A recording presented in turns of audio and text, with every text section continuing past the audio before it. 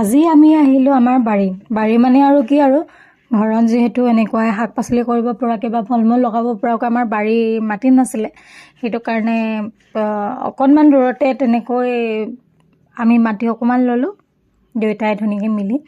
তাৰপাছতে আজি আমি আহিলোঁ এই বাৰীত ধুনীয়াকৈ জেওৰা জপনা লগাই দিবলৈ বুলি, আৰু শাক পাচলি কিবা আৰু চাওক এইফালে এজোপা লিচু খুব সুন্দৰকৈ লাগিছিলে, কিন্তু এতিয়া শেষ হ'ল। আৰু এইফালে এজোপা বগৰীৰ দিনত আপোনালোকে সকলো আহিব দেই বগৰী খাবলৈ। আৰু এনেকৈ এটুকাকৈ 5 টকা কল লাগি আছে পূৰা ধুনীয়াকৈ।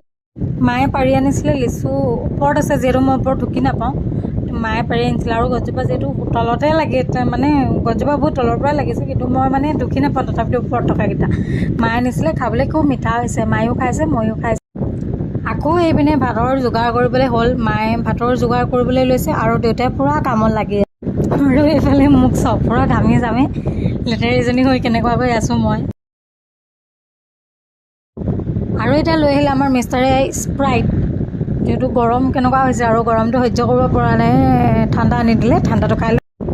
আৰু সেইফালে মাংস চব্জি পূৰা উতলি আছে। আৰু সি পূৰা যিহেতু ওখ গছবিলাক উঠি ঢুকি পায়, সেইটো কাৰণে মোক দেখুৱাই ওপৰৰ পৰা লিচু চিঙি পূৰা খায়। আৰু এইফালে আমাৰ ভাত হৈ গ'ল, এতিয়া আমি ভাতটো খাই লওঁ। আজিলৈ বাই বাই।